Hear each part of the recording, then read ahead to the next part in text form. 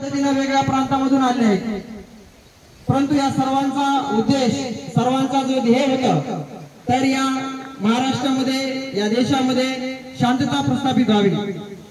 आणि म्हणून केवळ अध्यात्माचंच काम नाही, तर या संतांनी खऱ्या अर्थानं शांतीचा संदेश, ऐक्याची भाषा आणि समृद्ध महाराष्ट्र व्हावा, हीच आपल्या संत परंपरेची आशा आहे. आणि म्हणून या संतांचा विचार खऱ्या अर्थाने आपल्याला या ठिकाणी आपल्या जीवनामध्ये अंगीकारावा लागणार आहे. संतांनी केवळ अध्यात्मच नाही शिकवलं, तर अध्यात्मांमधून संतांनी अंधश्रद्धावरती त्या ठिकाणी प्रहार केलेला आहे. संत तुकाराम महाराजांनी देखील अनेक अशा भोंदून बाबांपासून सावध राहा, है की नाही, याचा संदेश दिला आहे. संत तुकाराम महाराज म्हणतात की नाही निर्मळ मन काय करील साबण. जर तुमचं मनच निर्मळ नसेल तर तुम्ही कितीतरी साबण लावल्या तर त्याला काही अर्थ नाही.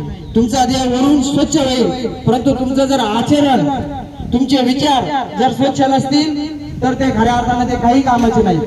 म्हणून आपल्या विद्यार्थ्यांनी देखील याच्यातून काहीतरी संदेश घेणं गरजेचं आहे.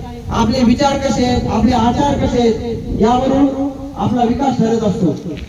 आज आपण पाहतोय की आपल्या शाळेचे अगोदरचे मुख्याध्यापक जगरवाल सर यांनी शाळेला एक चांगल्या पद्धतीनं शिस्त लावण्याचं काम केलं, परंतु ते 2 दिवस नाही झाले गेले की एका मुलाचा आवाज इकडे यायला लागला, तिचा तिकडे यायला लागला.